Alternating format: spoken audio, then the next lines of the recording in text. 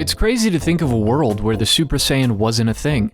In the grand scheme of thingy-majiggies, it really isn't. But for those of us born in the 2000s, a world without the legendary Super Saiyan and without Dragon Ball is an odd thought.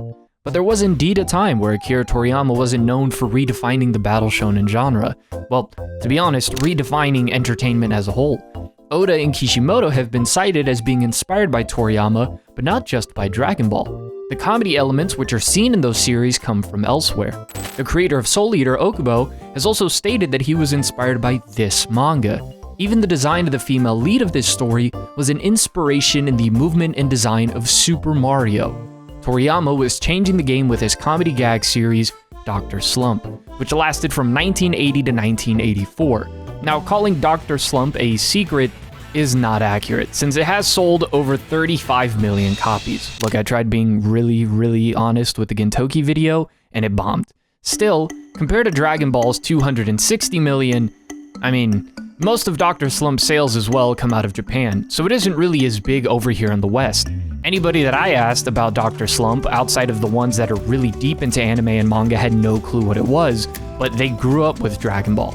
Also, calling the video Toriyama's super successful manga that isn't Dragon Ball doesn't flow as well for a title. It is safe to say that a lot of the comedy seen in today's anime and manga, for better or for worse, can be drawn back to Dr. Slump. Its influence on anime, manga, and gaming gives it a strong case as the most influential comedy manga ever, but we can't leave out Doraemon, which released back in 1969, and also Matsu-kun, which released in 1962.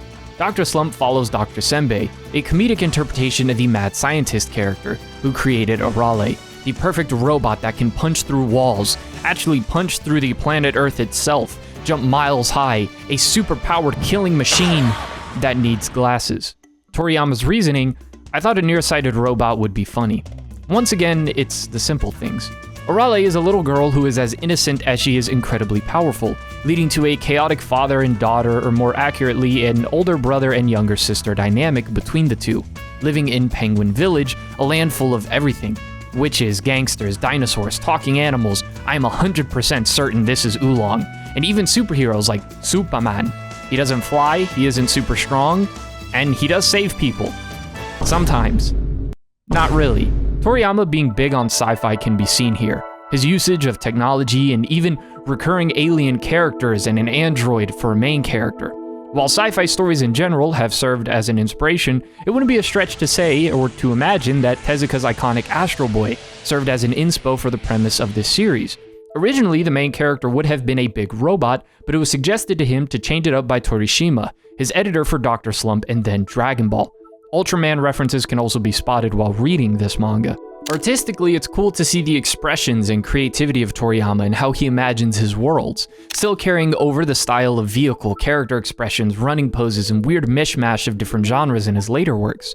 I know it's me reading too much into things, but you cannot tell me this didn't eventually become Launch, or this didn't eventually become Pilaf, or the Mashirito army using a giant robot is in the foundation of the Red Ribbon army. I know it's a stretch, just leave it be. What about the actual humor, however? Well, it's pretty shit.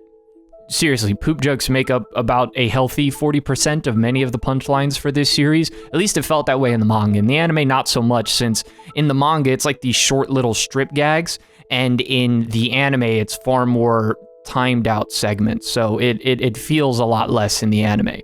It gets impressive sometimes, where I'm surely like it won't be shit, and it somehow is. Like, it somehow jump scares me with that punchline. Like most comedy and manga, it is hit or miss. Granted, it is also for a younger demographic, but I think it can be enjoyed by all ages. Sometimes it manages to get a smile and laugh out of me, and other times it gets me to exhale and hesitate to keep reading. The humor surrounding Arale reminds me a lot of the humor that we would later see with Kid Goku, an innocent child questioning everything, common sense things. The humor surrounding Dr. Senbei sees him playing the straight man, or early hints of the type of humor that would be cranked up a ton with Master Roshi. For an episodic gag series, this is again hit or miss, especially in manga form where timing isn't controlled as can be done with an anime. The expressions are funny, and Superman's antics as a shitty hero will always get a chuckle out of me, but that could be my bias growing up with El Chapulín Colorado. I then remembered my experience with Gintama, the anime being one of the funniest things ever once you get past the more Japan-focused reference humor, in contrast with the manga, which made me want to quit. forever. So maybe the anime would be a much better experience and feel more like the old classic cartoons I would watch from those $5 discs you could get at Walmart. So upon checking out the anime, was that the case? Yes. The answer is yes. After episode 1 alone, I knew I enjoyed the comedy far more in the anime. Another cool thing that I picked up when watching the anime was the living moon and sun, which my brain couldn't help but wonder if that had any influence on Okubo's decision to do the same in Soul Eater. Still, watching the anime for Dr. Slump was the right choice a million times over. I usually skip anime openings, I know, crucify me now, but this one is kind of a banger.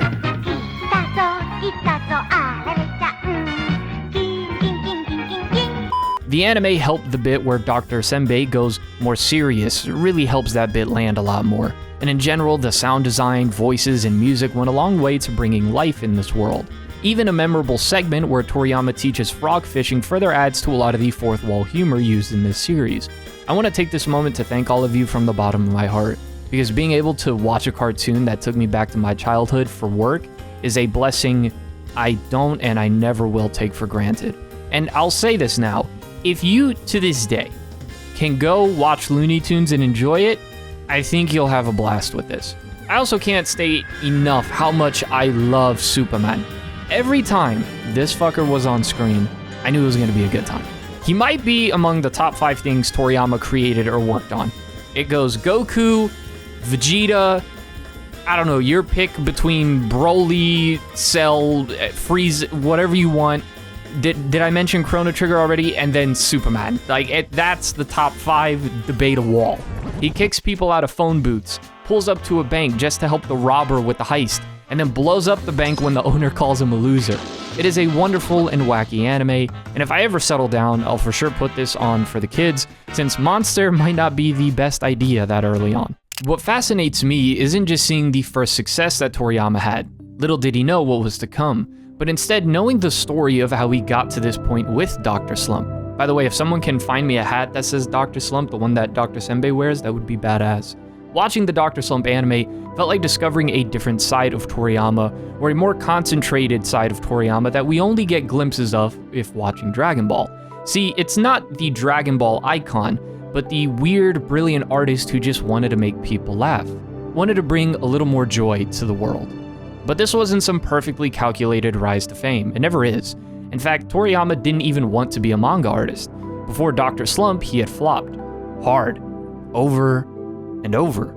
He entered contests, got rejected, then kept drawing. His very first submitted work, A Wawa World, went nowhere. His second attempt, Wonder Island, was published in Weekly Shonen Jump and bombed in reader surveys. Toriyama was really one bad chapter away from being forgotten entirely. Imagine how different the world would be now if that happened. But then something clicked. That click came in the form of Kazuhiko Torishima, a relentless editor who saw the raw talent buried in Toriyama's stubbornness. Torishima kept pushing him to try new things, refine his art, try different ideas, and stop relying on dumb gags alone. Dr. Slump was born from that tug of war, and ironically, it was the dumb gags that made it work. Penguin Village wasn't meant to make sense, it was just meant to make you laugh. And it worked. It saved Toriyama's career. It probably raised a lot of children in Japan. It made him a star in that country as well. He was no longer the guy who couldn't draw backgrounds. He was the guy who made poop funny enough to sell over 35 million copies. Without Dr. Slump, there is no Dragon Ball. No Super Saiyan, no planetary level power scaling, although Arale probably does destroy Kid Goku in a fight. Just go ahead and do what you want with that. No childhood spent yelling in the backyard trying to go Kaioken. Before the fights, before the power levels, there was Penguin Village, and a little girl robot who didn't know how strong she was, just like her creator. That, to me, is the most beautiful part. Toriyama didn't start as a legend. He started by drawing weird shit until someone finally laughed. He is in a rare air to be one of those individuals that permanently altered entertainment and pop culture as a whole. You can't go too far without stumbling upon his influence, and what makes it all the more amazing was the joy and love he approached his works with. Dr. Slump wasn't just Toriyama's first hit. It was proof that you can fail 100 times and still change the world, so long as you're weird enough to try one more time.